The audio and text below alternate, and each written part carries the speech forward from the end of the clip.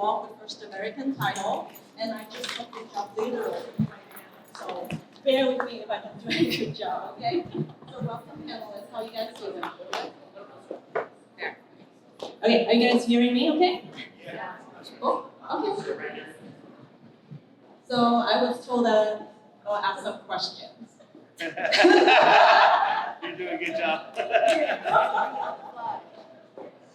So the first question for you guys is, how did you guys get into the luxury market? Who want to start first? Well, okay, so basically just trying to up your price point, and I got started with getting bigger listings and eventually bigger and bigger listings, and that's kind of how I did it.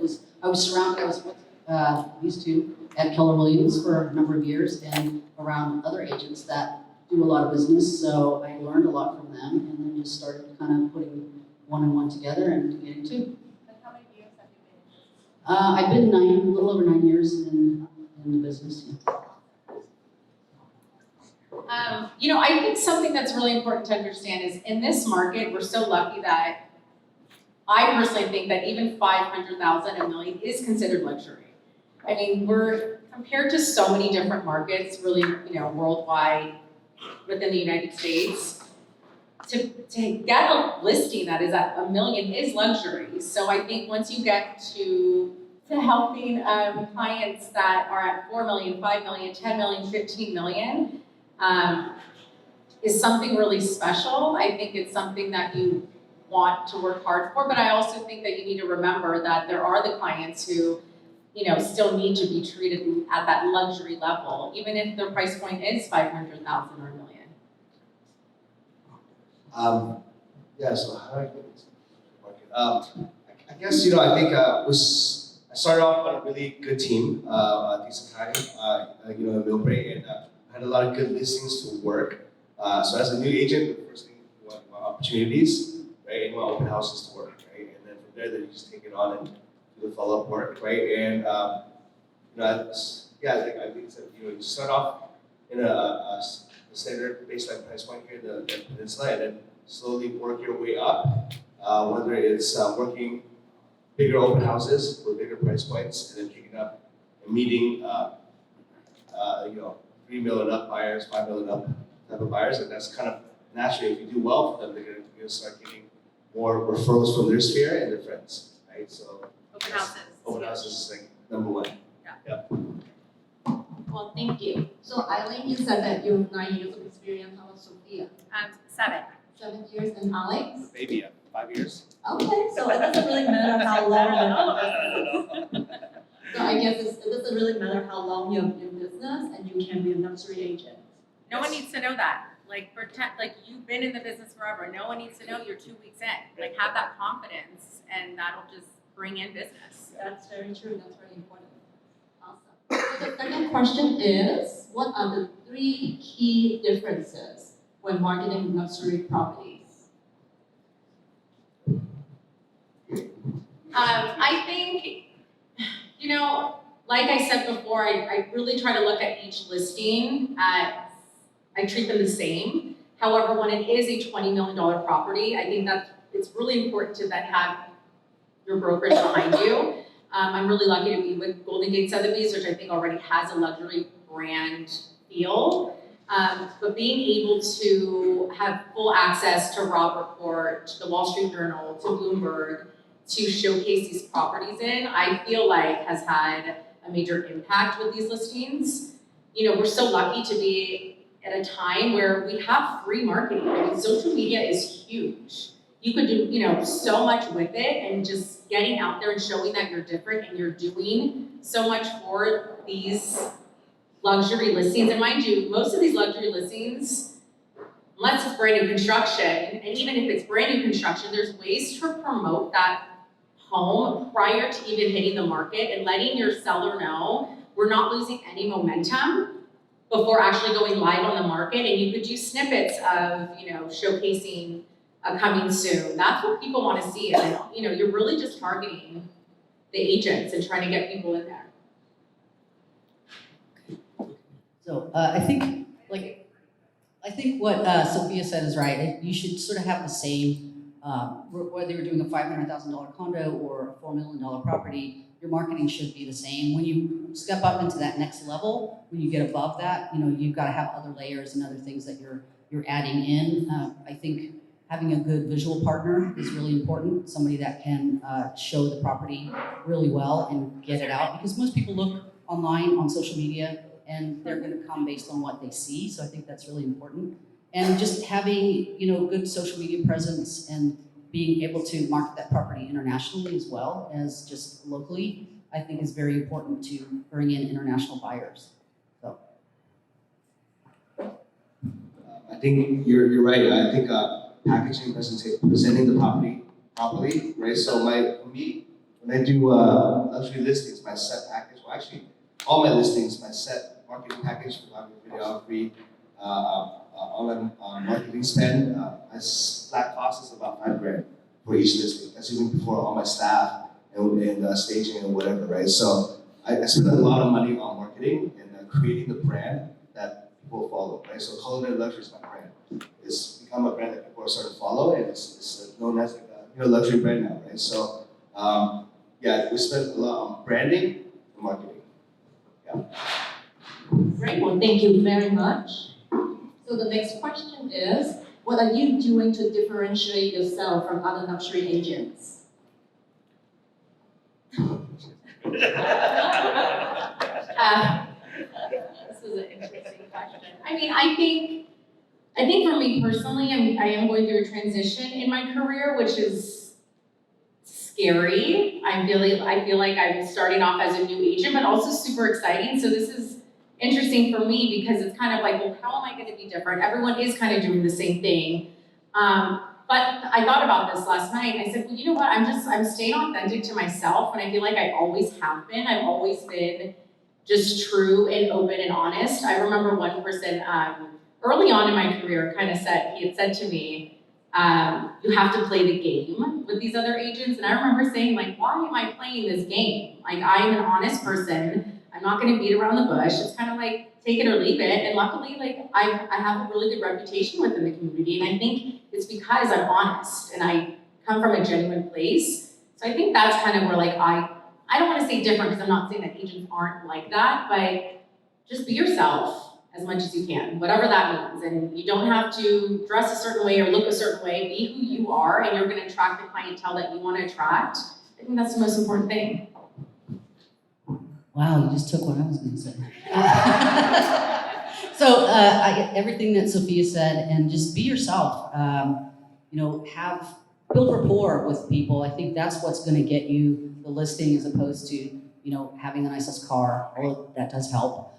But little things, being present when you're talking to the client, and just showing them that you care about wanting to help them, and that you're just a regular person. I think that's really important, that they can connect with you at that level.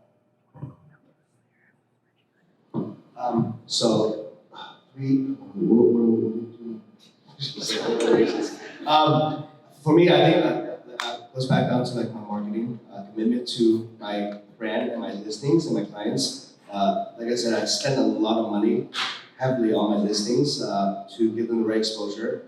We throw a lot of events at our listings, and we spend a lot of money. We partner up with good lenders as well. We do a lot of events. And more importantly, I think we focus on the client relationship, where we're never really like hard sell. In fact, a lot of our clients that we work with on the buy side, we're on the journey with them for like a year, 2 years, 3 years, and we're still there with them. So they really do appreciate that, and we make time, we make a conscious effort, and I'm sure many agents do this too. But I think it's hard to stay committed to that day to day. It's like we spend a lot of time on our clients. We take them out, we do dinners, and we do coffee. We do find excuses to get together. Very good, and thank you so much. The next question that we have is, what is the most memorable transaction that you ever closed? So that's a really good question. So want to answer it first? Surprisingly, so let's say this year, one of the most memorable transactions that I did was actually a $400,000 transaction in Oakhurst near Yosemite. It was that one meant a lot. It was fun, and it was for a friend. It was a special one. It was for one of my friends that really trusted me and really looking to build their Airbnb portfolio. So, they've been buying a lot, and then they finally used me for Airbnb to help them buy this property, and we negotiated. I was super excited when I was negotiating with the other side agent, and he looked me up. He's like, "Oh God, for a guy that does like 160 mil a year, I'm pretty happy doing closing this $400,000 deal." I'm like, "Yeah, this was for our friends." So yeah, that was a really fun one for me. Yeah. That's really cool. One that really sticks out to me was, what was it, last year? We actually just celebrated 1 year. I always prepare the house before I hand over the keys. I go there and I have flowers and champagne if they drink. You kind of have to always feel out your clients what their situation is. So I had champagne.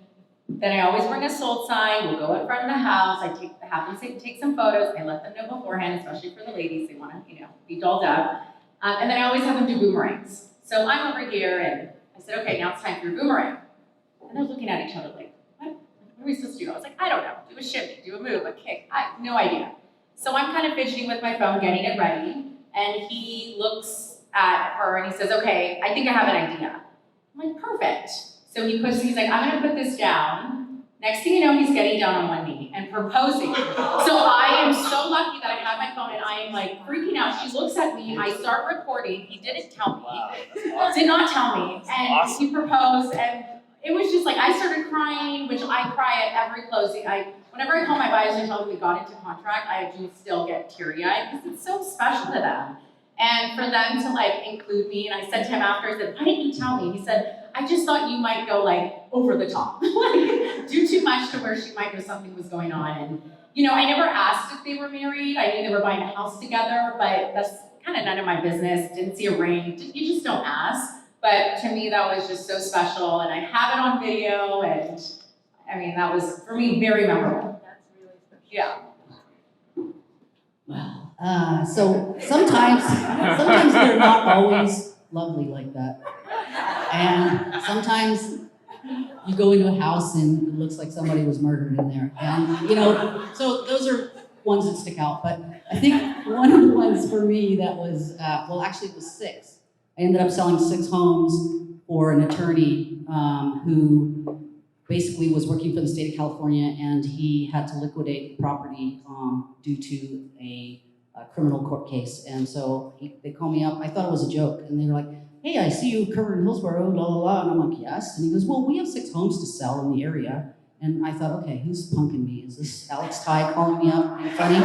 So it wasn't. And anyway, so it turned out that, yes, they did have 6 homes to sell. And I sold them, so that was really a lot of fun. And that was pretty memorable. But I think also just helping friends, even helping people, and it's their first home, or they've got a baby on the way, and it's, there's so much emotion that goes with that. And like, it's really fun to be able to do that and make somebody's memories come true.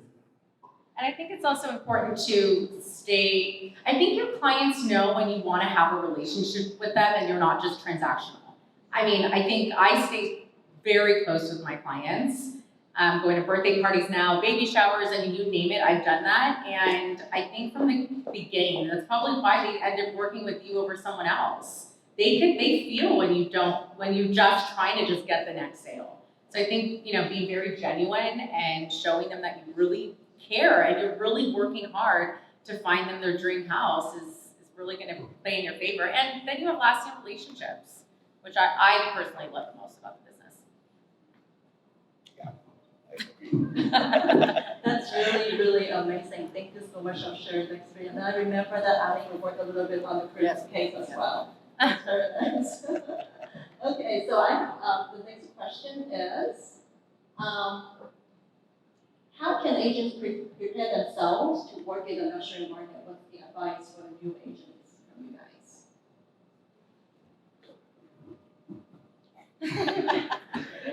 I think looking back, one piece of advice that I got from a top agent who's still very much a top agent was go on Broker's Tour.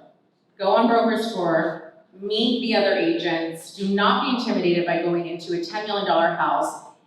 I go into some houses and these agents I know who I am, and they're like, who are you? I mean, I went to Stanley Lowe's property the other day, and he's like, Sophia who? And then I explained, he goes, oh, you need to be on that level. You need to get to know them. On weekends, if you have a Saturday or Sunday that you could just go to open houses, go show them support. I think that's the one thing that, I might not have a buyer for every single one of his listings and vice versa, but you better believe, like, I'm always gonna go see his properties and support. So I think it's getting to the level of supporting not only agents at any level, but if you want to get to that higher level, the community of those agents is very, very tight, and so you really need to get to know them. I think that's like the most important part, and just genuinely like support them. I think that's huge.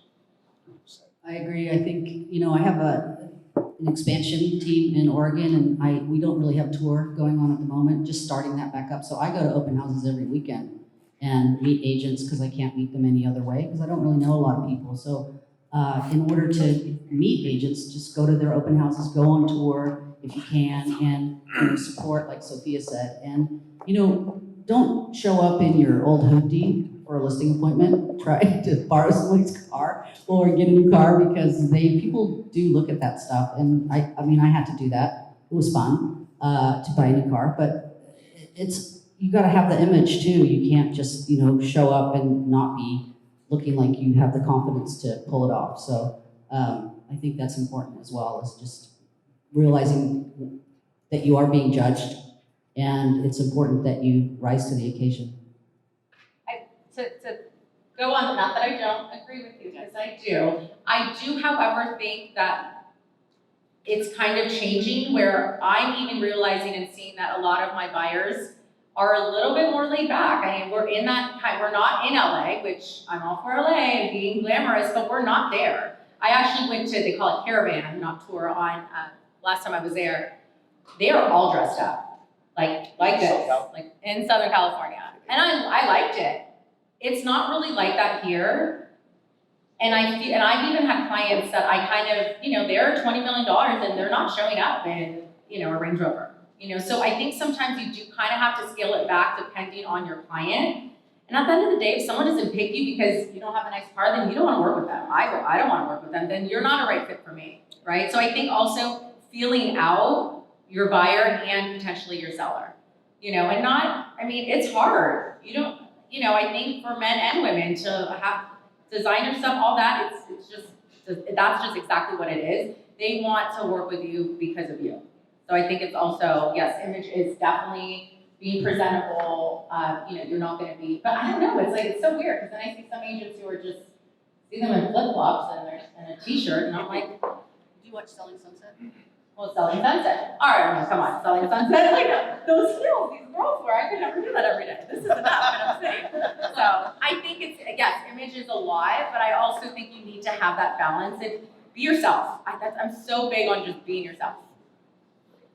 I think those are all really good points. I completely agree. So I tell my agents on my team to help them up their price points. I tell them just go on tour. We choose go on tour, pick the top 5 properties that look interesting, and make sure it's like really giving those more right, higher price point, and go right and go and meet those agents, ask them what they have coming up, see if you can help them with open houses, and just network and put your name out there. They want to put a face to the name and make yourself memorable so that they remember you, right? That's number one. And also a really good advice I got from when I was a brand new agent from my mentor was he said, the culture that we came from was very like not super salesy, but like very like hardcore like prospecting and cold calling and door knocking. So that was the culture that we came from, that I was trained in. And so I was like, okay, I'm gonna cold call. Beeson does a lot of meal break, right? So I'm gonna cold call meal break. And he comes with like, hey Alex, all agents, whatever, like if they prospect and they spend the time on the work, it's the same hours that they're spending. Like you only have this many hours in a day. Why don't you go do Hillsborough and go call, but not door knock Hillsborough, but prospect in Hillsborough, Burlingame, right? And it's the same work. You're spending the same amount of time, but the outcome will be so much better. And so I did that, and it paid off. So it's just like, just go do it. Go buy a list, cold call, you know, like find a way in, Just right? don't be intimidated. I think Yeah, that's the just thing. do the And it work. is intimidating. It absolutely is.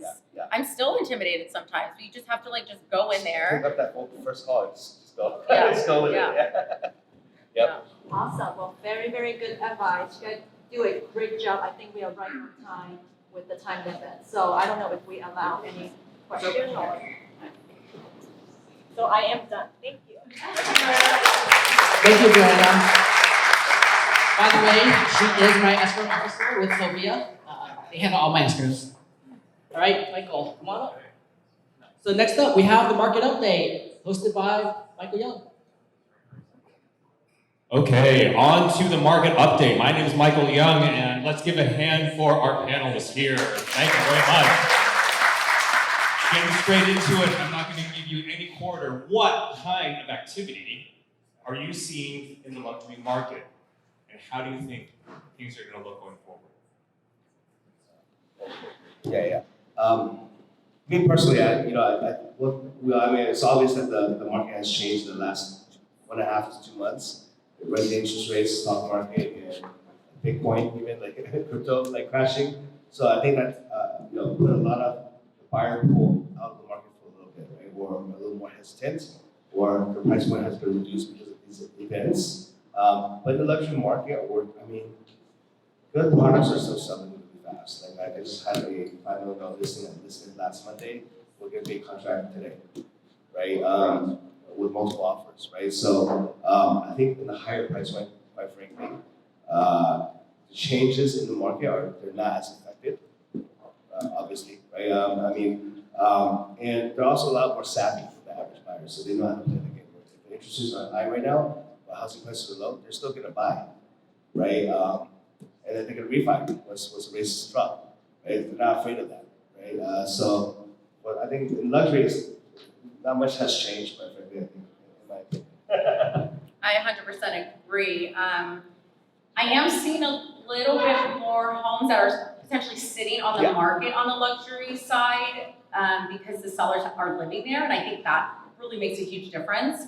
I think the off-market inventory in that luxury price point is skyrocketing. I mean, even just one that sold. Windsor, I feel like that was crazy. That sold $3 million over list price, which I mean, needs to be remodeled inside, but the location is prime and it was so beautiful. And that was gone in 3 days, and another one down the street was gone. And there's been one, just one sold for 10.5. There's so much off market, and people are kind of like, well, gosh, I had a buyer at 10.5. How do you guys know about that? It's because of the relationships. Right? And so I think that's super important, like I keep saying, is going to these open houses, going to tour, building the relationships. We are, we're on a group text. Herman's here. Oh, Herman is there. There you are. Herman, get up here. Are you okay? Made it. I got total? Oh my Oh, God. no. Babies in the picture, and I still came actually.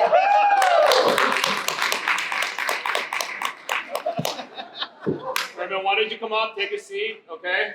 We've been waiting for you. My car was total. Niggas towed my car out there on the freeway? 680. The 101, under Maple. Woo! Hi, I'm here.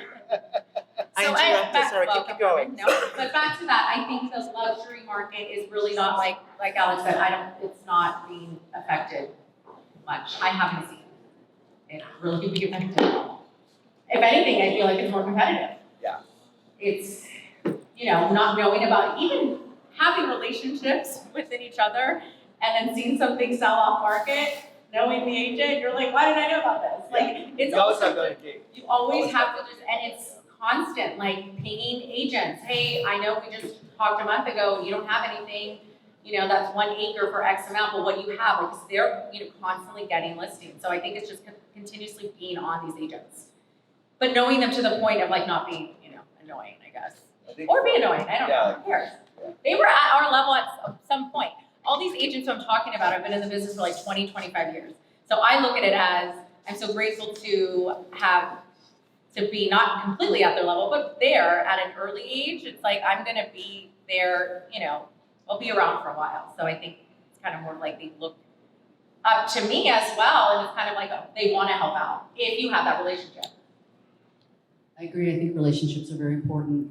As far as like houses and whether they're moving, there is a lot of off-market inventory out there, and you do have to call around to find out.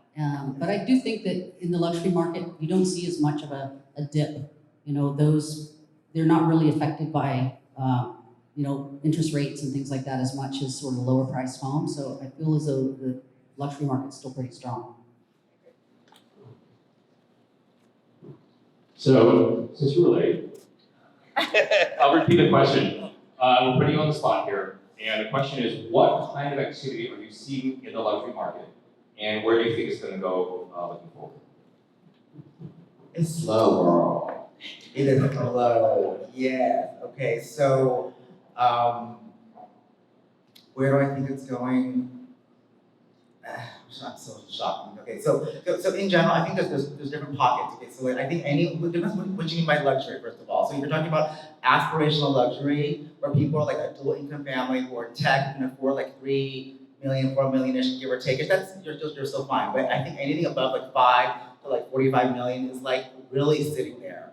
Because those people have already, all those hedge fund managers and the money managers are telling all my clients, it's now not the right time, unless you're going to the 40s, girl, death, divorce, diapers, and diamonds. Otherwise, why? The rates are crazy. You lost half all your down payment, your stock, everything's like down. It's not really, unless you have to like transact at this point, at that level, because they have this discretion. The definition of luxury is you have discretion. You have options. So if you have an option in this moment of uncertainty, why would you strike unless you had to? So I think I just really slow right now. I mean, it's slow in general. I think off a cliff like in May and June, but I just think it's so much more exacerbated on the upper end because those people don't have to.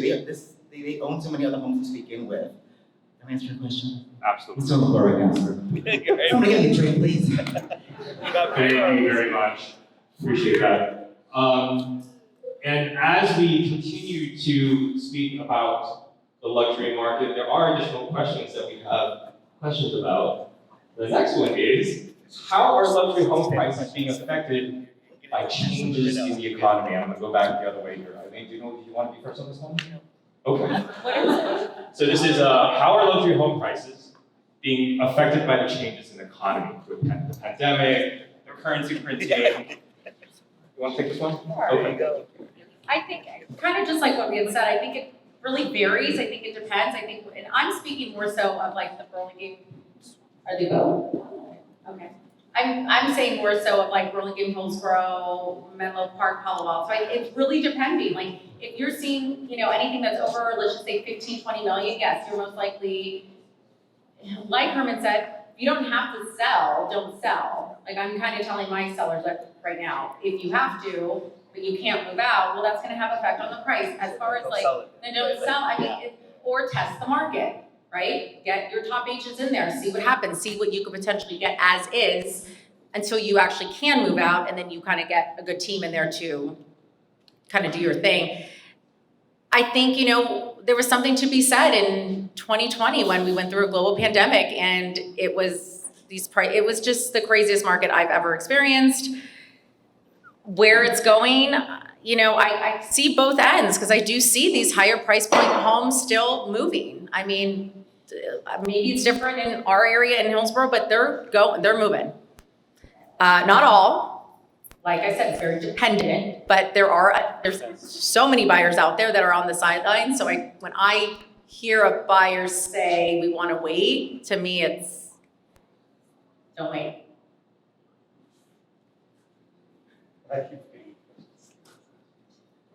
I can Why don't you go first? Oh, me again? Bro, I'm gonna hog the mic.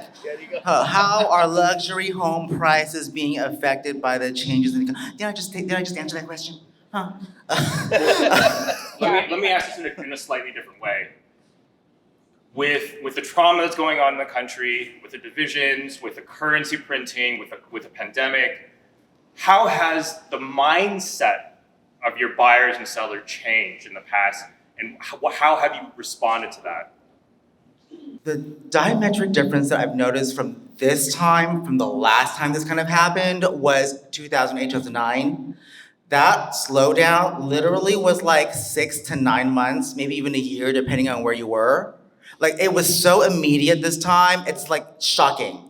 And my theory is that I think back in those days, we barely even had iPhones. We still had maybe like, you watched Don Lemon once a day when we got home on CNN. Now there's a million outlets, a million online outlets and TV outlets, and we're bombarded 24, it's not even 24 hours news cycle, it's 24-second news cycle. So when you have one bad article, one bad it just goes viral all the time, and people are on it, and so you have a mass collective notion of, oh, the world's ending, all this doom and gloom. Right now, it's brutal. Like, since May, June, till probably like after midterms, it's gonna be bad. But that's okay. I'm not mad because this is my third recession, assuming it's gonna be a recession, which it is. Whenever there's a disaster, that's when there's opportunity. So, I don't know why I'm answering your question, I'm still in a daze right now, but basically, like, for the people who are discretionary, not serious, or on the fence people, just drop them, put them on the back burner. You have to focus on the people who still need a roof over their head. Their 40s, death, divorce, diamonds, and diamonds, they're still gonna wanna transact. So, you have to ask people, what are your long-term goals? If there's anything about speculation, oh, I'm buying investment property, I'm trying to flip something, I mean, a second home, I'm buying something for my kid, you should still keep them in your arsenal, but like statistically speaking, they're gonna be the ones who are not gonna transact as much and as hard because it's just there's too much chaos right now. But after midterms, and the midterms are very important because like that's why everybody's saying there's no recession. No, it's just it's just seasonality. It's the summer, girl. Honey, was it seasonal when the market crashed in 2009? That was just seasonal. No, honey, no. Like, the rates are crazy. Stock market, crypto, inflation, these are all but you know what? People will get used to it. We're very resilient. So once this like dust settles, even right now, people are kind of used to 5% now. Like 2 months ago, people were shocked the house. But now it's like, okay, it is what it is. They're gonna accept it, and come midterms, and I keep saying midterms because I think the media and everyone's kind of like colluding to kind of depress because they want. After the midterms, and the numbers for like Q3 come out, it's gonna be harder, but after that, we're gonna get, I'm talking a lot, so I'm sorry. No, please, go on. Yeah, time to make out loud, yeah. Consider this market. Yeah, so I lost my train of thought, so yeah, whatever. Yeah. Who's next? I'm just gonna shift it just a bit, okay? Yeah. I wanted to move on, we just have a few more minutes left, and I wanted to address, are there any segments of the luxury market that you think will not perform well going forward? Is there anything that you're seeing out there you think that's not gonna like catch? Yeah, I think in the luxury market, I think flips right now, a lot of developers are a little more hesitant to pull the trigger.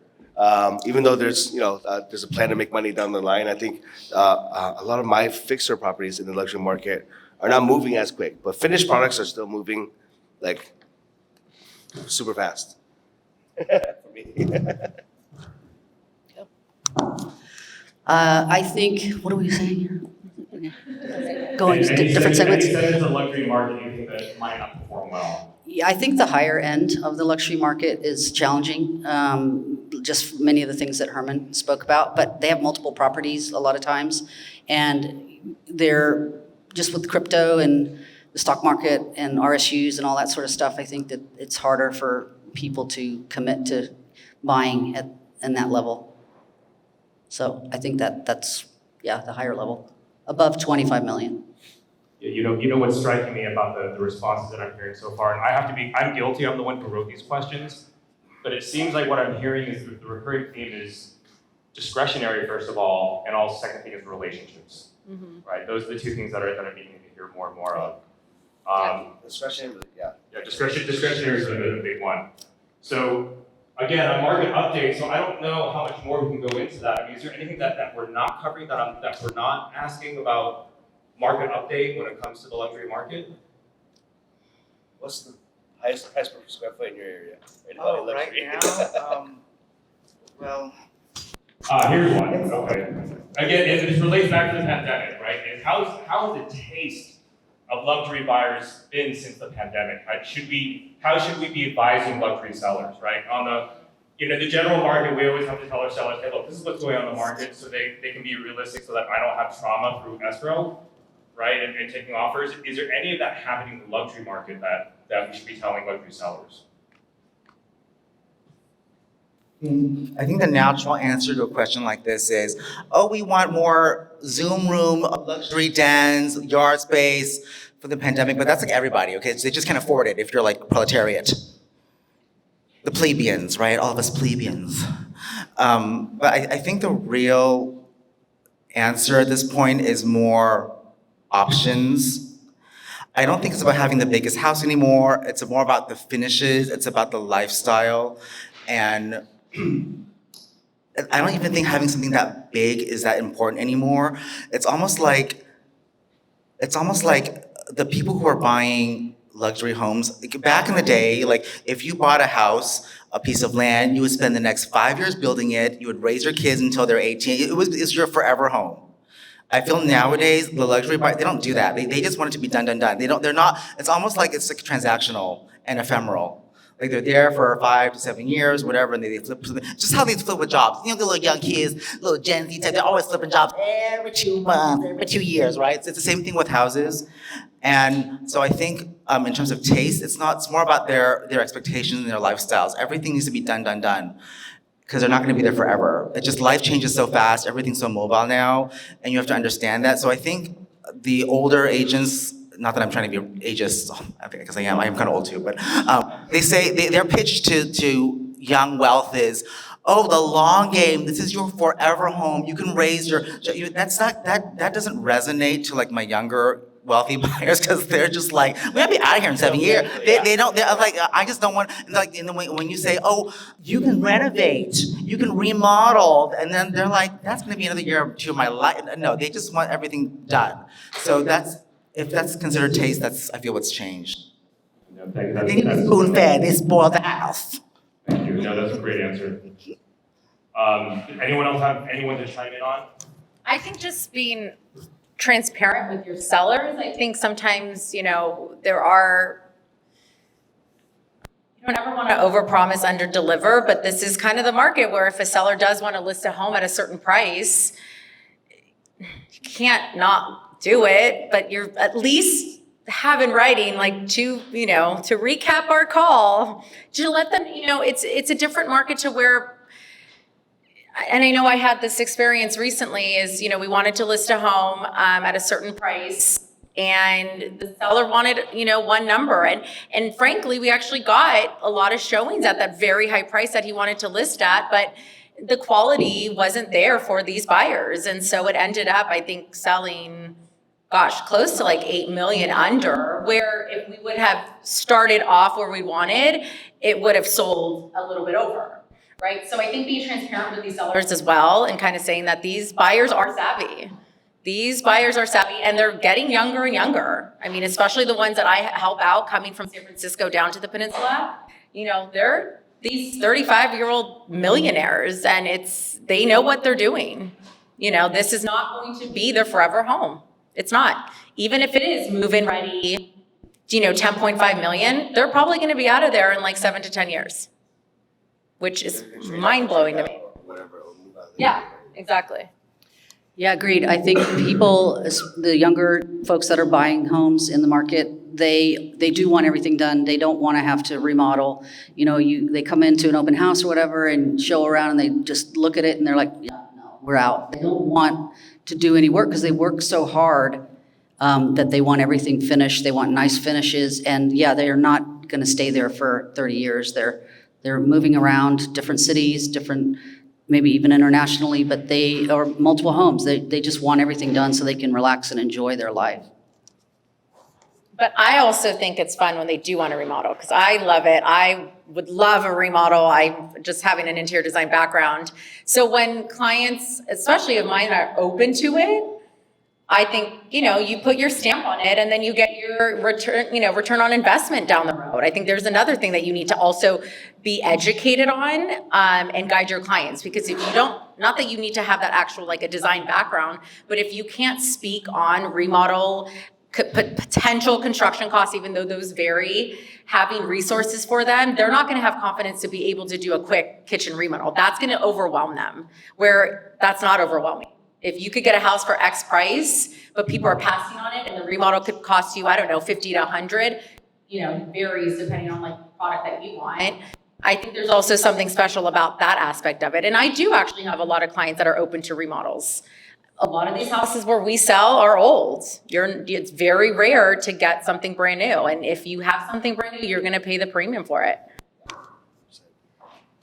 I think actually that's all the time we have left. So thank you so much for your input. Let's give them a hand.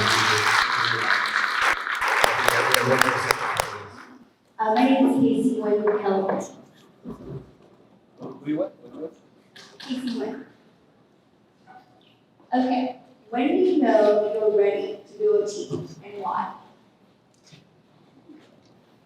I'm not the person to answer this question because I have no team. So just. Go. Although I'll answer, yeah. One woman show. I think you have a pretty big team. You want to? No, I have a very big team. Yeah, you're the only one that has it. You have a big team. When do you know you're? Perfect question. I think at a certain point, so I was on a team previously. That's how I started in the business, and I'm accustomed to that. I learned a lot about leverage during my time on that team, and when I went off on my own, I had one buyer's agent and one operations person, and I grew the team as the business demanded for it. Right, like it was a very organic growth. We now have like 10 agents on our team. Right, mid-sized team. Right. I started as my business grew. I started adding more team members because I needed to leverage more, and I didn't want the experience with our clients to be ruined. Right, I didn't want to drop the ball. I didn't want any of us to have no bandwidth to manage our clients' expectations and the experience and the journey.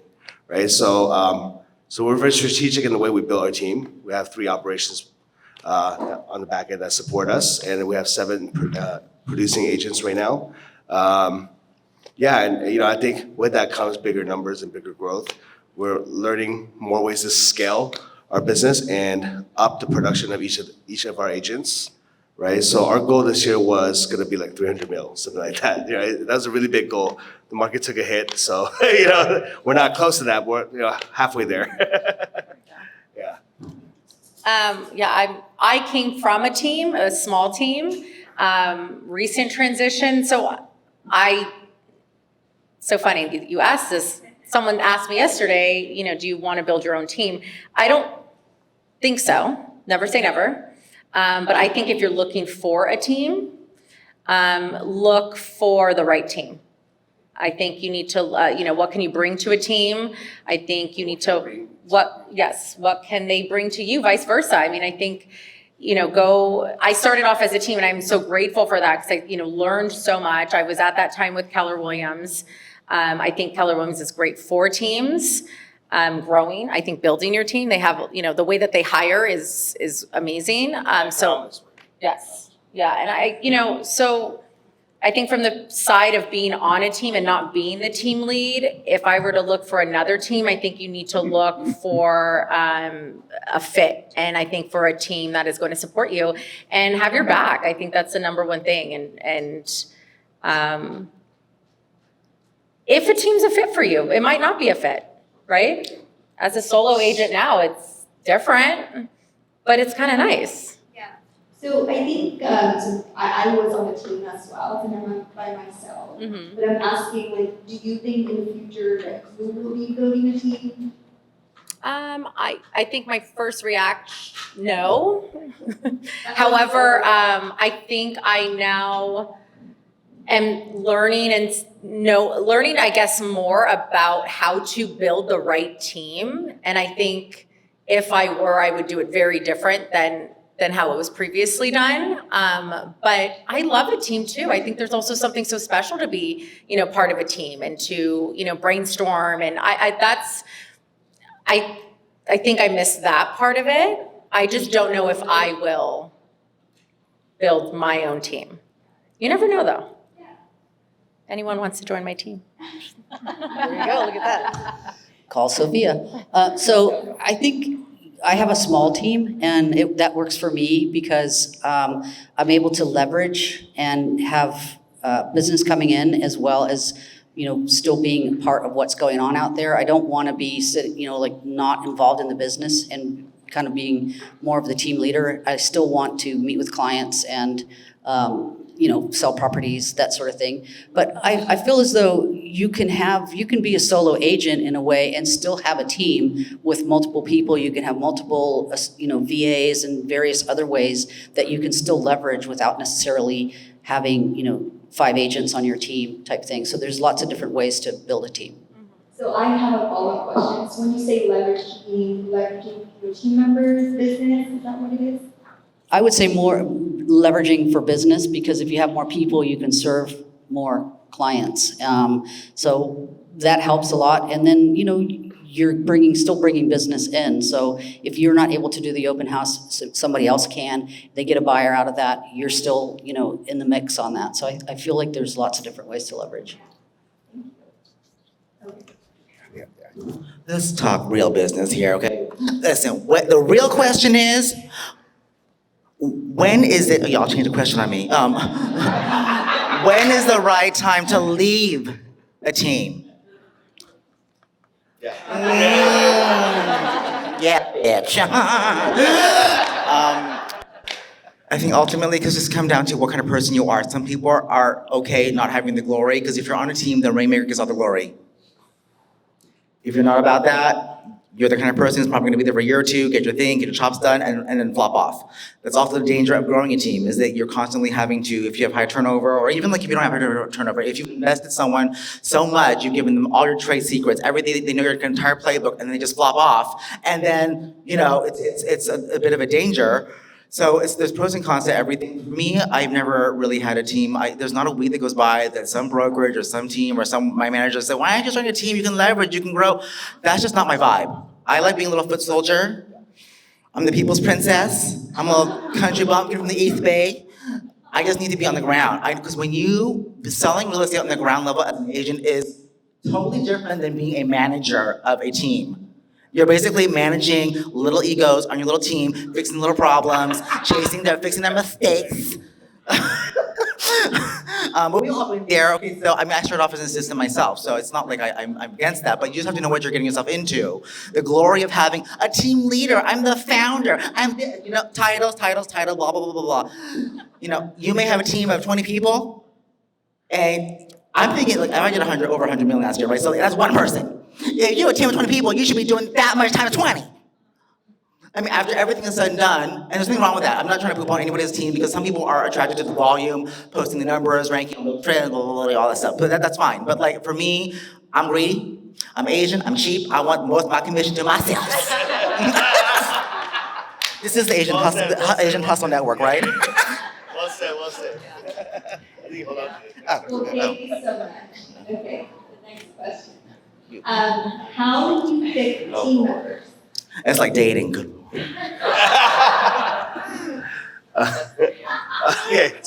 How do we pick team members? For my team, there's a few of them here right now. I actually all grew up with them.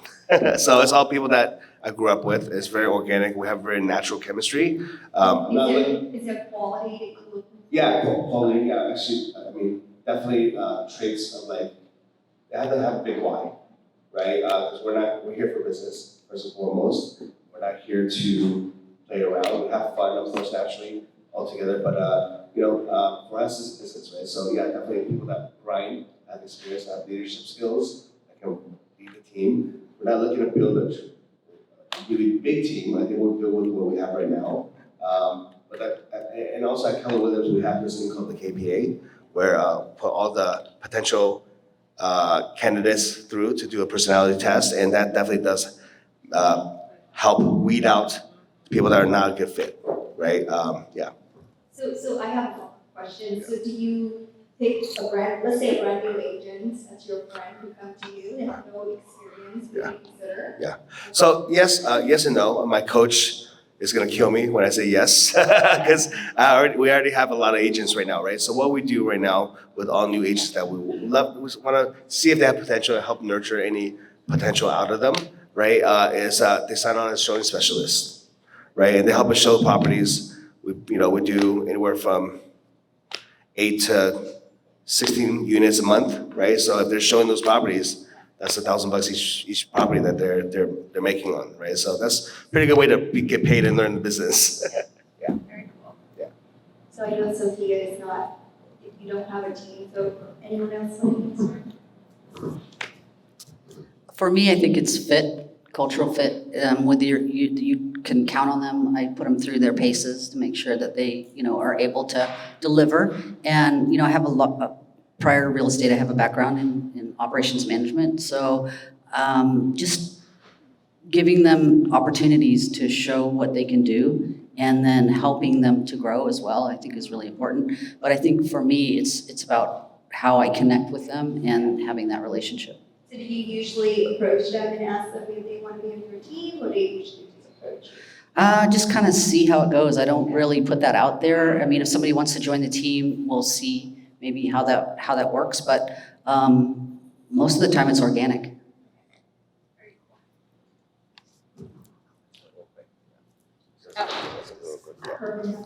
Okay, like most marriages that fail statistically, in California, if you marry, 61%, y'all married folk get divorced once. Same thing in real estate. A lot of people say, oh my God, girl, we don't have the same working style, the opposites team up. They usually crash and burn. Because you connect with someone who's similar with you, you actually need to partner with someone who is your opposite. That's the first thing for partners. Number two, for teams, then you're talking about, because partners are more like allegedly egalitarian, which isn't always the case, because that's why someone leaves usually. But if you're doing a team, there's an inherent hierarchy. So how do you pick a team? When I'm not against teams per se, I still talk to people, because maybe someone's gonna come and change my life.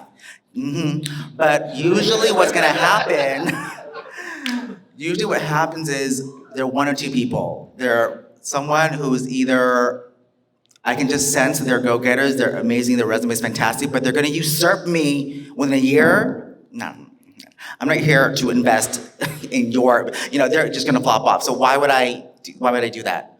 But then on the flip side is if they're not that amazing and star power, they're usually the ones who need more work.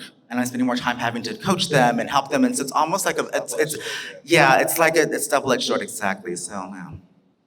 Thank you. Yeah. Okay, next question. So when I was a new agent, there was a lot of teams out there.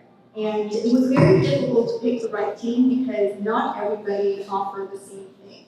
As a new agent, when I look for a team, is the amount of leads that they can deliver. So my question for you is, how do you bring value to your team members? I like to think on our team at Cullinan, I think we, number one is coaching and mentorship and experience. They're leveraging my reputation and relationships, to build their relationships and personal relationships with other counterparts, other agents in the Hillsborough Burlingame area, right? So it's really puts them on the map, right? In terms of it gives them credit, right? It gives them credibility. On top of that, open house opportunities. Business leads, buyer leads, listing leads, right? So that's really, as a manager, as an operator of the business, now that's become more of my role. I'm still very much in production right now, but I do delegate a lot more out. And for me now, I very rarely work with buyers. I give all my buyers to my team. Yeah. What did you say? Me. Value to bring to your team members. Yeah, go. I'm an answer. Yeah.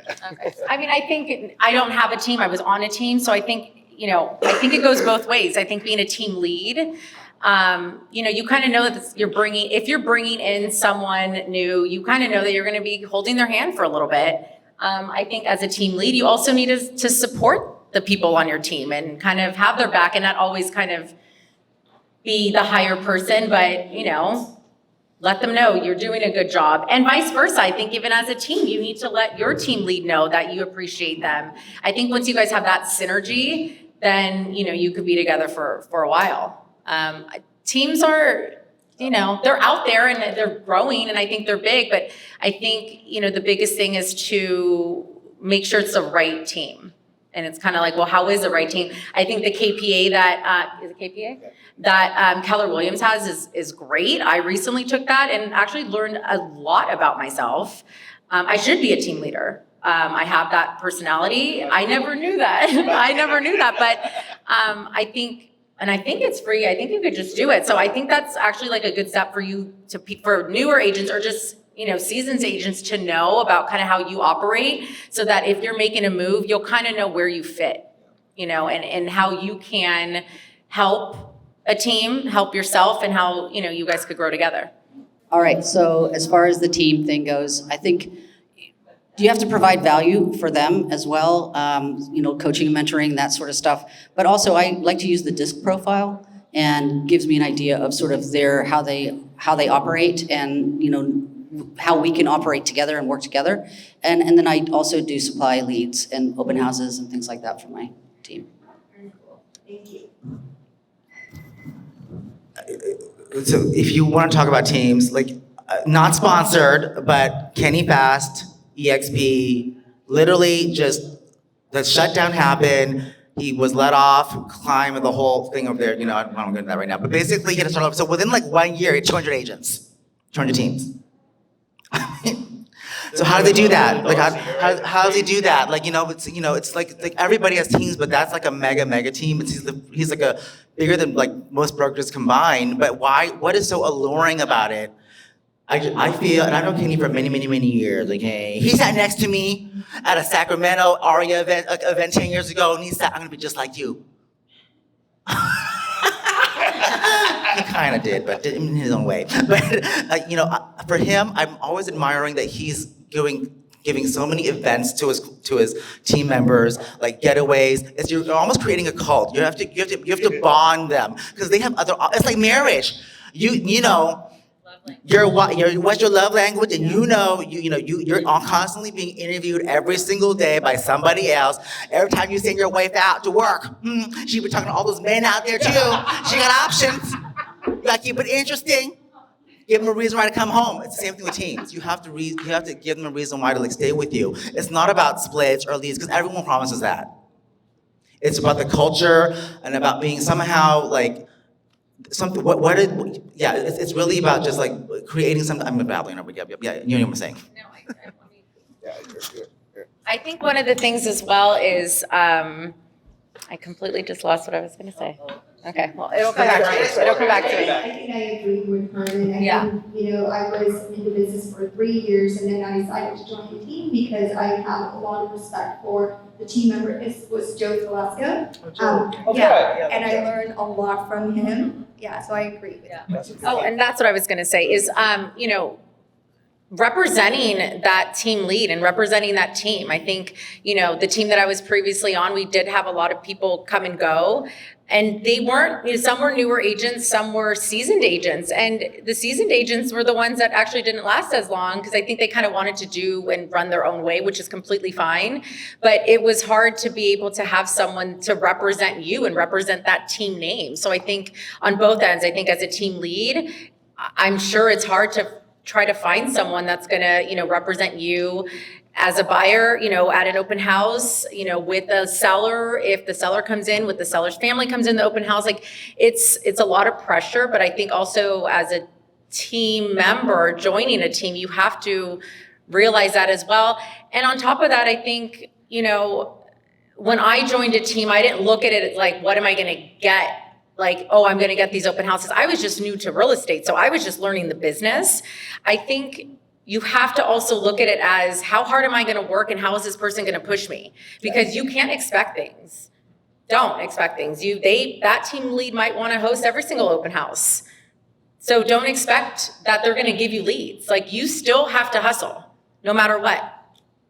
I was literally having contractions at an open house and he came later, but Like, it was up until then, that was like 4 years into real estate, 7 days a week. Like, it's not easy, and it's still that way. Like, yes, you could have a little bit more flexibility now, but when I talk to newer agents and I say, why do you want to get into real estate? If the first thing they say to me is because it's flexibility, I already know that they're not going to make it.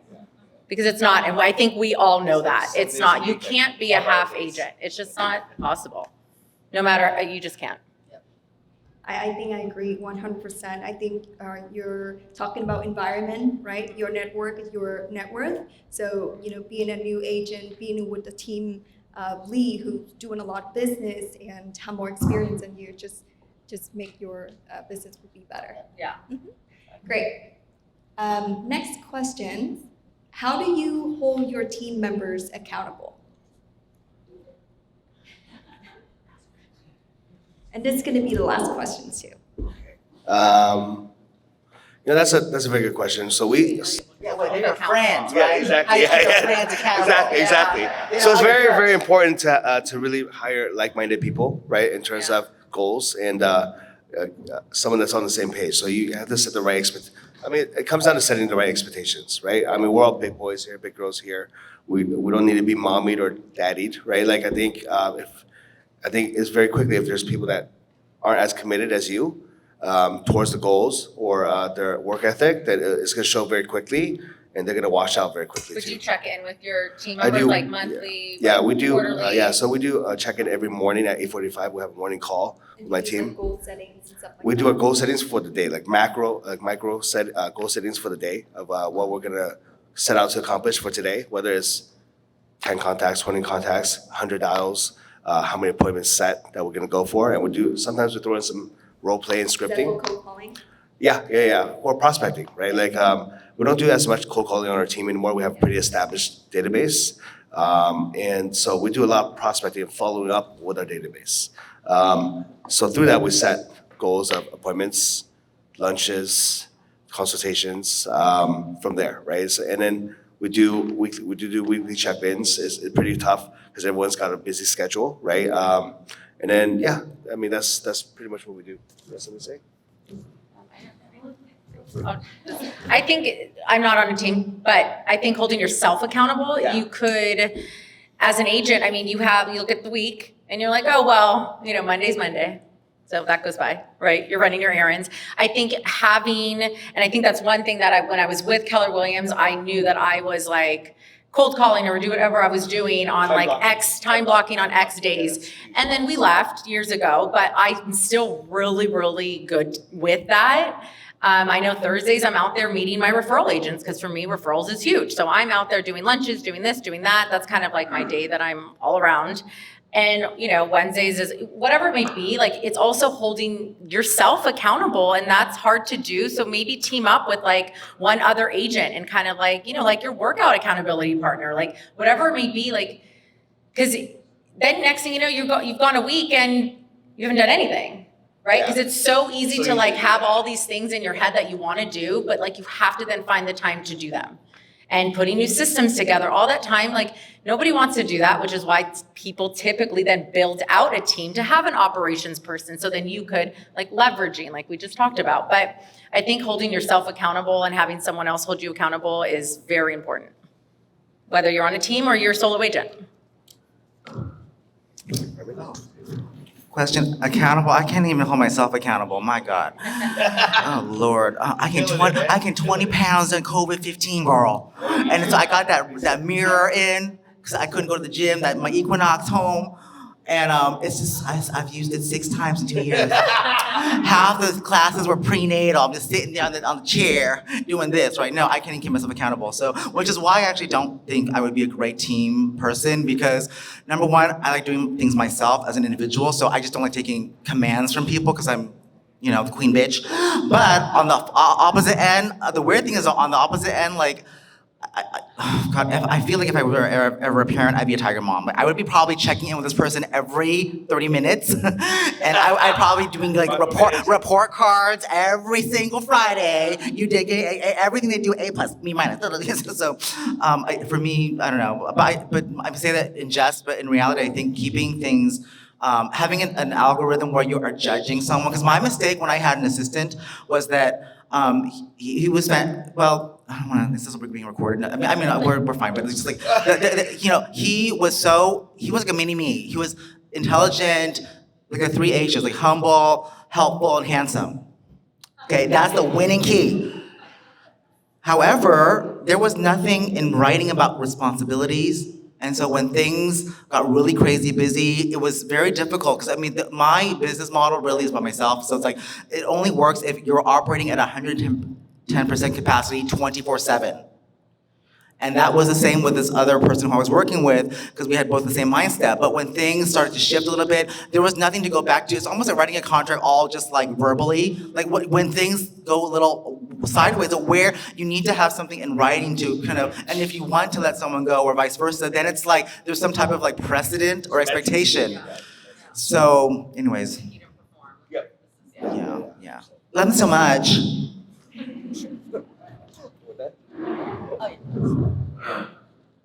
So I use the electroshock treatment. And, just kidding. I think having accountabilities, having regular contacts with your people on your team. We do a Tuesday and Thursday morning check-in every week.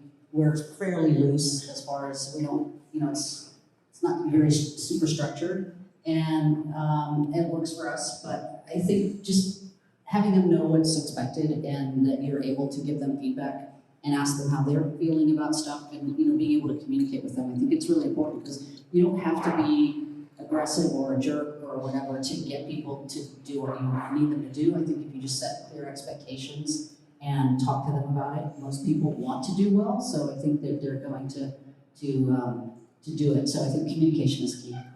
And if they don't meet the expectation, they're out. You kick them right out. Right. Thank you so much. I think that's all our time today. All right, next up, we're gonna talk about business and operations. All right, guys, I'm Matthew Ma. So let's do this. So guys, we learned about your sales, your marketing, growing your teams. Now we want to learn about how do you run your business, the business operations side of what you're doing to grow your sales and your team. So what are some of the platforms and tools you guys use to scale your business? In terms of platforms like software, CRMs, everything like that, and tools like social media. I'm actually learning a lot of different things because prior there was not a lot in place, but it just kind of a mess in a way that it just worked. And so I think the nice thing about right now I'm using Close, which I think if you're not looking at something, you absolutely use it. And for me, that's actually working great as a CRM. But I'm still kind of looking at other things. There's Instagram, Facebook, all those kind of things. There's so much out there, so it is a bit overwhelming. But being able to, and I think that's where I love my brokerage, have the support to just call someone and I'm like, I don't know how to use this, let me know. To have your back to do that, has helped me. But I'm always still looking to, use something different. I have my database and my pipeline in an Excel spreadsheet. That's probably not the best way to do it, but I know it's gonna be there and I know it's not gonna go anywhere and disappear.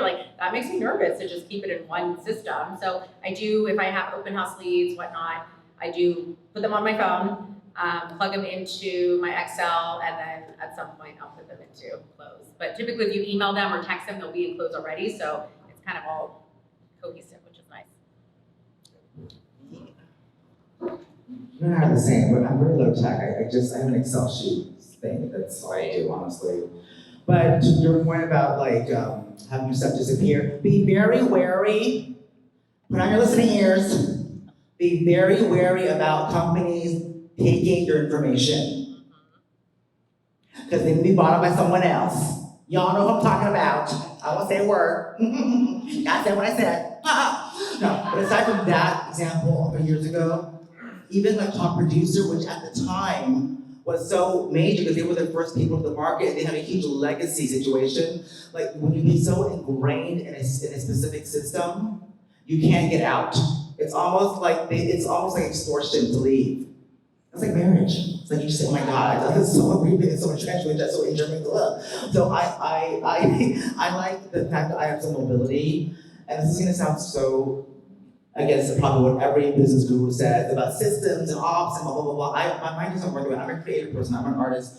So the best thing for me really is I keep in touch, not like systematically, but I just make sure that I am on my client's Facebook and they follow me. Right? So I don't ask for it, it just happens organically. But it is fascinating how that's how I pull up people's information. And even like back in the day, if someone reached out to you for leads, they would call you way back in the day, or text you, or email you. Now I feel like almost equally, some people will reach out to you over Facebook or Instagram. So it's like that clearly is becoming almost a Rolodex in and of itself. And at the same time, it's just re-advertising because you're just posting stuff about your life. So it's like a CRM plus, CRM is the wrong word, but like it's a Rolodex. Do y'all know what Rolodex is?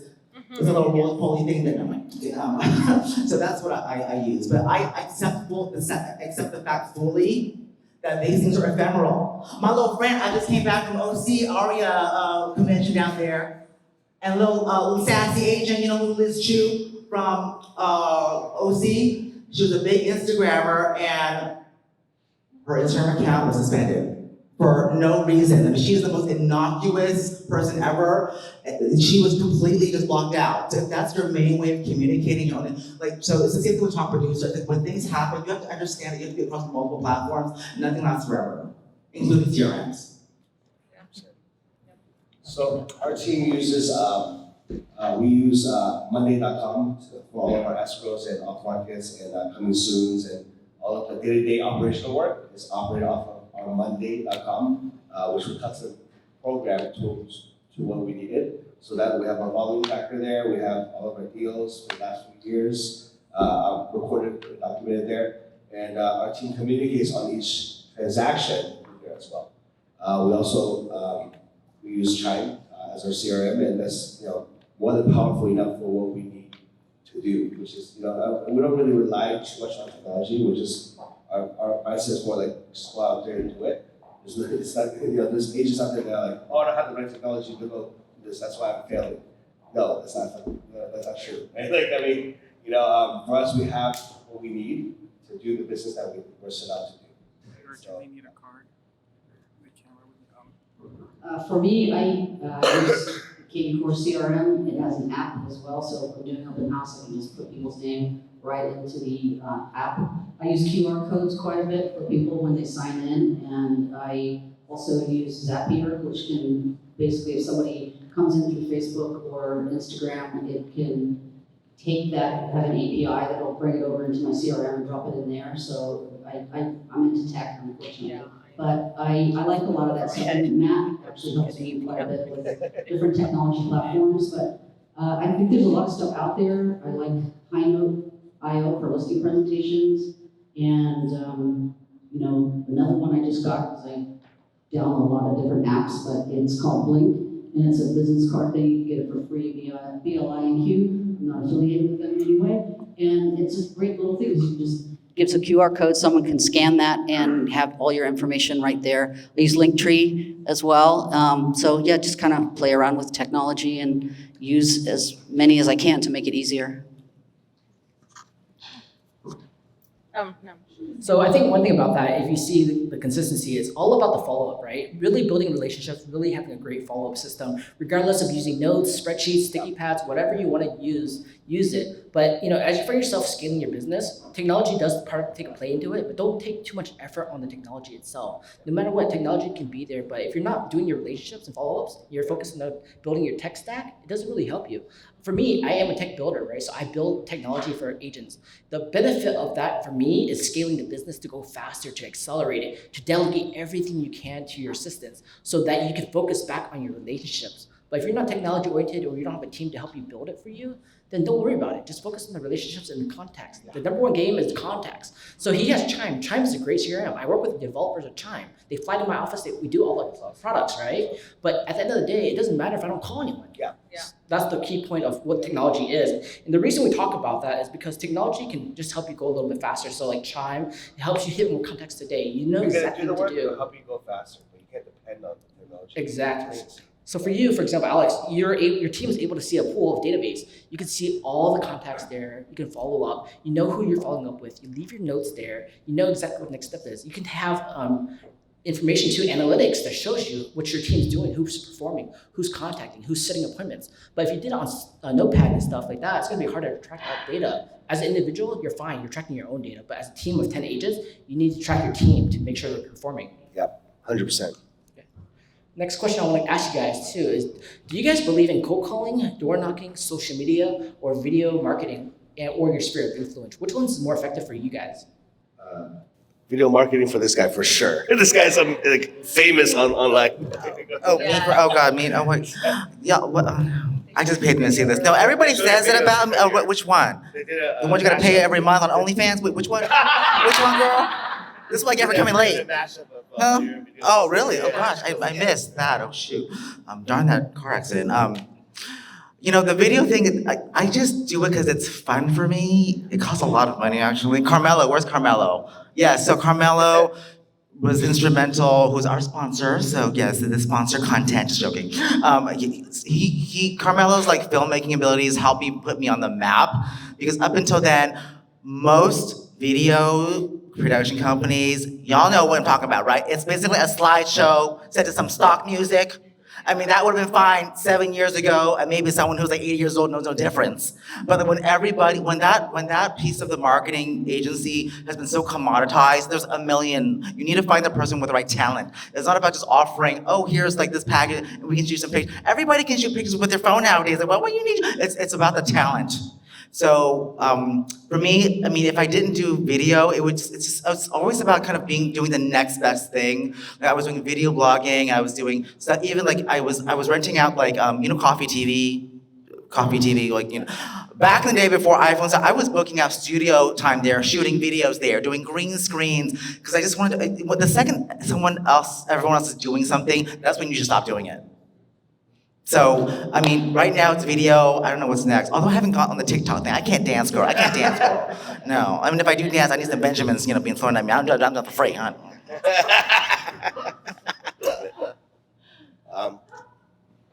So yeah, I think all of those work. Cold calling, door knocking, social media, they all work. There's all perfect examples, I think, that we can all think of that, you see them door knocking, and they're super successful, right? Cold calling, we used to cold call a lot on our team as well. These are all like long-term commitments that you have to make. It's not gonna happen overnight with results. If you stay at it for like 6 to 8 months to a year, consistently door knocking a farm, a neighborhood, or if you stay consistent on farming, cold calling a neighborhood or farm for 6 months to a year, you're gonna get results, right? So that's like on the back end. If you just put in the work, the results are gonna come big time. And I'm a perfect example of that. I used to cold call a lot too, and that's how I built my initial database and grew from there, right?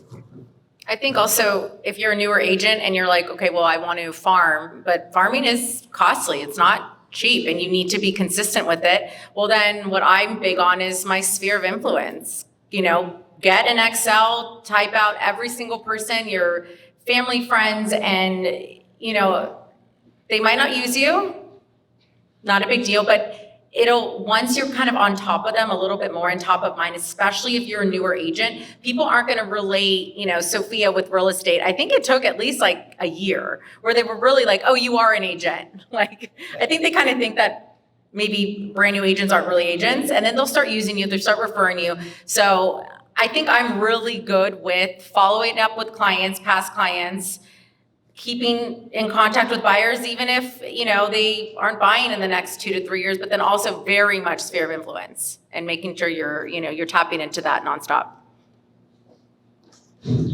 I don't really like to cold call. I hate it. So I do other things, social media, but like Sophia said, sphere of influence, and I have done some door knocking in the past, but I think just having a farming, getting your face out there, doing events, doing things with your community, being able to belong to different groups and clubs and things like that really do help, because you meet people that way and you're able to build relationships. And from the relationships, that's where you get business.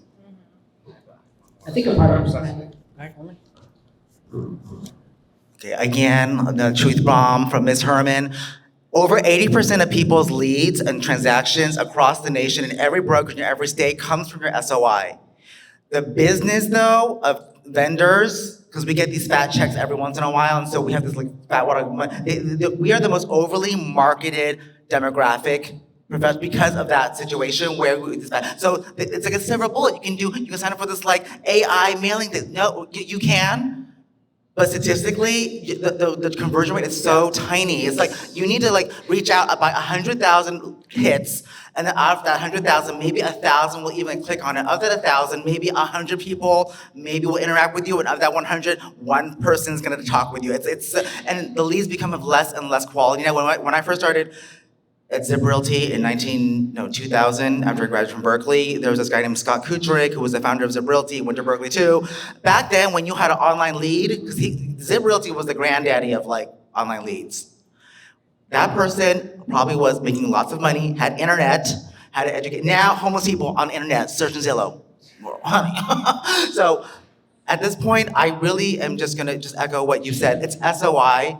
And I know it's not the sexy thing to say because you want to be able to pay someone a check. You want to pay a company some type of silver bullet.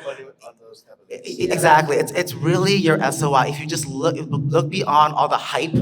I'm so sorry because I know you're a vendor and you're tech, helping us do tech and all that stuff. But in general, it's SOI.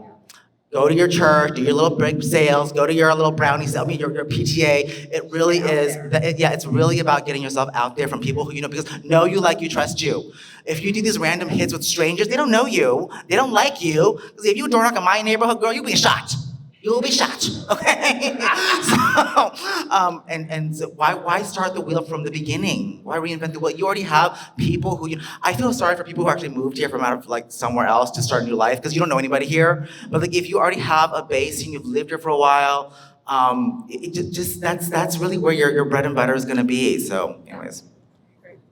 That's the easiest way to get into it for sure. Yeah. So really, it's focusing on your relationships. Even if you're new here, you're starting, you gotta find your relationships, you gotta build relationships and really connect with people. The number one thing is connecting with people. How quickly can you talk to someone here in the audience, connect with them and have a lasting relationship where they call you back in 3 months, a year later to do business or to just learn more about you, right? The more faster you can build relationships with people and be honest and truthful, be yourself. That would be easier than doing cold calling, door knocking, and everything else. They all work. It just takes a lot more effort, and you really need to know your numbers. Like Herman just said, 1 to 1,000, 1 to 100, 100 to 10, to 0 to or 1, right? So if you don't know your numbers and you just blindly do this, it's gonna be a lot of work. But once you start understanding what you're best at, networking, relationships, events, whatever it may be, social media, video marketing, go focus on that and get better at that and grow it from there.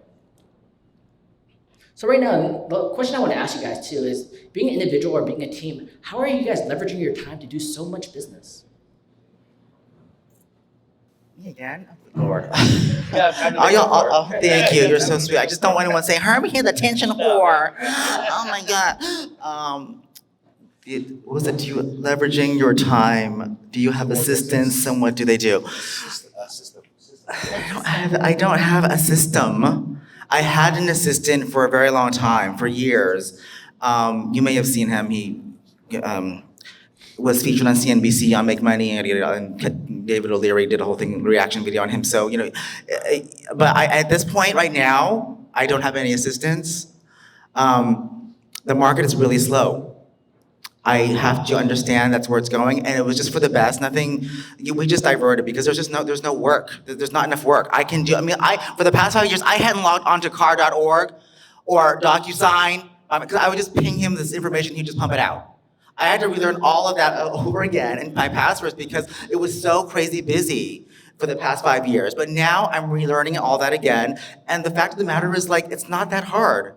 Like, if I'm not doing 70 transactions like I did last year, I'm doing a lot less this year. I have time to actually just kind of enjoy the process, like back when I was starting. So at this point, I am completely solo, so there are no assistants at all. So I'm not sure if I'm answering your question. Yeah, ask me when the market picks up again, maybe I'll hire someone else. So yeah, I have 3 operations on the back end. The concept on our team, why I'm leveraging out is that for my time, I'm the rainmaker, right, on the team. So I need to create massive opportunities for my agents and the people that are following me, right? So the theory is that my operations back-end people are handling the 80% that are not income producing activities, they're gonna take it off my plate. So I don't deal with anything that doesn't bring in immediate income. And so then I focus my 20% on just producing and bring in more deals, more buyers, get more referrals, and just anything that will immediately, like next action, will bring in more income, right? So yeah. I'm at the point where I right now don't need anyone. Luckily, like when I started off, I learned how to do all the back end stuff, so I know how to do it all. My brokerage also does offer a lot of help. So if I'm hosting an open house and I need flyers made, they're doing it. And I'm just picking them up, whatever it may be. So I think it's also like not taking advantage, but using your brokerage. And I think, with our brokerage, I'm lucky that I do have that. If I have an idea and I want, something made for, I was at an open house and I'm like, you know what, I want something that I could quickly send to buyers. Because typically at open houses, I always have my business cards in my purse. I will always get their information. I usually never give my cards out. Because if they'll say something, I'm like, you know what, why don't I text you? So I am probably leaving each open house with at least 6 numbers now. What's gonna happen with that? Not sure, right? But I thought quickly in my head, I need something that's gonna have like a little snippet, and it's called Flip Snack. And the girl at my brokerage created something super cute. And so now at open houses, I'm like, let me text you, and then here's a little bit about me. So like they're already like involved like right away. And so as of right now, I don't know. I don't have an assistant. I think at some point I will get there. But right now I'm lucky to be able to know how to do everything. I think for myself, I try to use highest and best use of time. So if it's negotiating deals, meeting with clients, that sort of thing, I try to do most of that myself and farm out the rest. But yeah, I still, depending on the situation, I still am out there helping, getting properties ready, doing all that sort of stuff. I work a lot of hours. I work 7 days a week most of the time. I think we all do. So I just work a lot, I guess.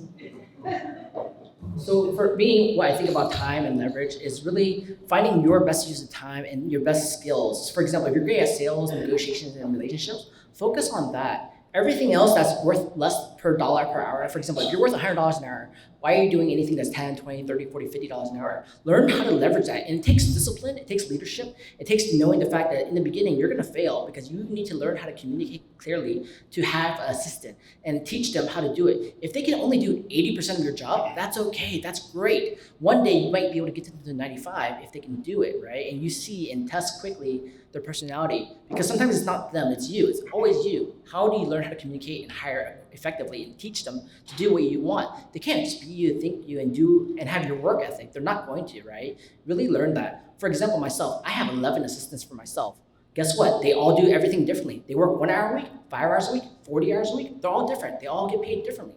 It's based on the skill set, but the point I say that is how to leverage your best use of time so you can do what you want, right? And by doing that, you can scale your business and it will keep growing. The challenge is how do you manage all of it and focus? If you're not great at managing and you don't want to do it, it's okay. You can be a solo or you can build a team, but learn how to effectively use it, whether it's your brokerage, TCs, any virtual assistants, anything you need. Like I have YouTube thumbnail artists. All they do is YouTube thumbnails. That's it. I have editors who are doing all the reels, shorts, all the transcriptions. I'm not going to do that. I'm not great at it. Video editors. I have photographers. You see how many photographers we have here doing this show? It's amazing, right? They're doing all the work. And guess what? In 24 hours, I'll have a full video, fully edited, and then I'll take it from there, edit it further. But that's the scalability of building your team to do whatever you want in your business, in your life, to get your time back. Yes. I have one quick. I totally agree with you. So when I did have an assistant, basically I told him this, like, look, anything that's not rainmaking or putting out big fires, everything in the middle, which is probably 80% of the day, is the monotonous, boring stuff. That's your job. Fire rainmaking and fire putting out fires. I'm so into nature now, rainmaking and fire. In a nutshell. Yeah. Thank you, Matt. Sorry. All right, last question I want to ask you guys too. What are you focusing on to continue your business this year and moving forward based on the economy, everything that's going on? How are you going to continue moving your business forward? Well, you're gonna catch me at McDonald's. I'm the night shift manager now. I'm trying to pick up some new pennies. I've been clipping coupons since May, girl. Yes. Y'all wanna go on Groupon with me? Yeah, okay. Yeah, I don't really foresee a growth in business, honestly. Everyone's numbers are down. I don't care what this top producers say. Everybody's numbers are down. So I'm just cutting costs where I need to, like labor. But it's not a bad thing. I'm relearning a lot of the stuff that I kind of like lost touch with the past 5 years. And I'm spending this time to kind of reconnect with all my past fears. And you know, I'm not mad. I just feel it was so frenetic at this point. So I'm kind of looking forward to it actually. So I don't know what to really say. This question seems like out of touch. Like, what are you doing to grow? It's like if you'd asked me this like a year ago, pre-April, sure, but it feels disingenuous to even answer the question. Well, I think that's funny. So I think there's a lot of different views on this. I think for me, I see when there's like a crisis, I actually go towards the crisis and double down. When people are fleeing, I go in even further. So this year, I've already spent substantially more on my business than I did the year before, year to date, this year. And I'm investing more into marketing and more branding type of stuff to create a bigger brand and create a bigger audience. So if you see, my social media is like pretty super active, right? We have a team that does all of our social media in-house. I have a marketing person that does that, and everything's like speed. For me, like speed is key. I want everything done now, right? If there's a result or there's a new metric, I want it now, right? Look at some people like Stanley Lowe. He's all about speed and like doubling down during like a crisis. You know, that's how he's able to build such a massive business. So, you know, I think this, you know, that's kind of like my philosophy. Yeah. So I'm doubling down more in branding and marketing right now, and also spending a lot more money on my clients and a sphere as well. I think now's a good time. I mean, for me, going through a transition, I'm learning a lot. I think focusing on me, focusing on my family, my son, I think because I was go for the past 7 years, like I said, I never got to kind of learn systems or put those in place. And I'm doing that now and I love it. And I think there's so much to learn. And I think that, you know, of course you still want to grow. I've always been really good with touching base with my past clients. So that to me is not anything different. I just like held an event for my past clients. I rented out a movie theater to see the Minions movies and invited like tons of clients because they mostly all have kids. That was a huge success. There was like 60 people there. It was amazing. You know, that does cost money, but you know, like Herman said, being like smart about money too. You know, I just talked to this big marketing company and they, you know, I'm thinking about doing mailers, but then at the end of the day, I'm like, not right now. You just have to also say no to things. And so I'm also just like learning. I think for me, it's like a time of growth. And my year's definitely not going to look anywhere near what I did last year because I was on a team with a very big producer. And so I know I'm going to be shifting, but in a way that's going to be more me and authentic. And I'm still a top producer. It's just going to be different. And that's okay. You have to go through changes. And changes are scary, but you have to do it. Or else you don't grow. That's it. Yeah. Change is growth. Yep. So for myself, I'm very similar things. I am doubled down on some marketing, putting more money into that. And I live most of my time in Oregon and come down to the Bay. So I have a small team down here and I'm trying to build out up there. So I'm taking advantage of a little bit of a slower year this year to spend more time working on my business. And so much less in the business, kind of not as many deals, but still being able to invest in the future so that when the market picks up a little bit more and, you know, I'm trying to grow up in Oregon as well. So doing deals up there, meeting with agents. So I'm just investing so that when it's time, when the market shifts a little bit, I'll be ready for that. So I guess I'm just preparing.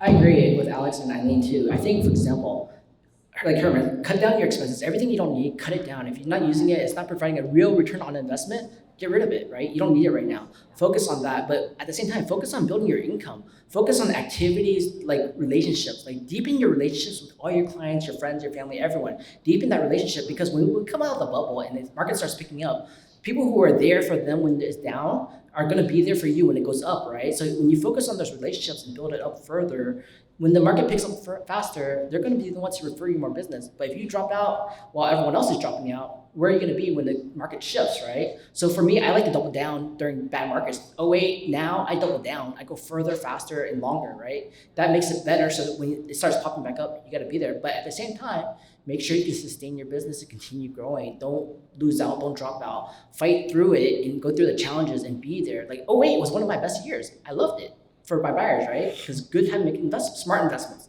not the bad ones, right? There's some good, really good pockets to buy. All right, guys, thank you so much. Any final thoughts before we wrap up?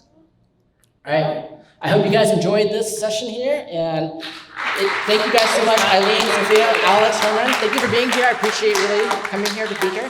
Thank you for sharing. Yeah.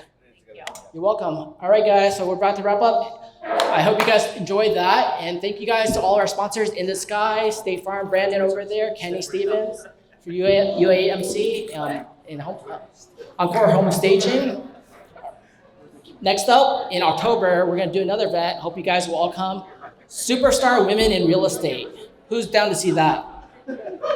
Top women presenting and showing everything about how they do their business. So I hope you guys all make it. Thank you guys for coming.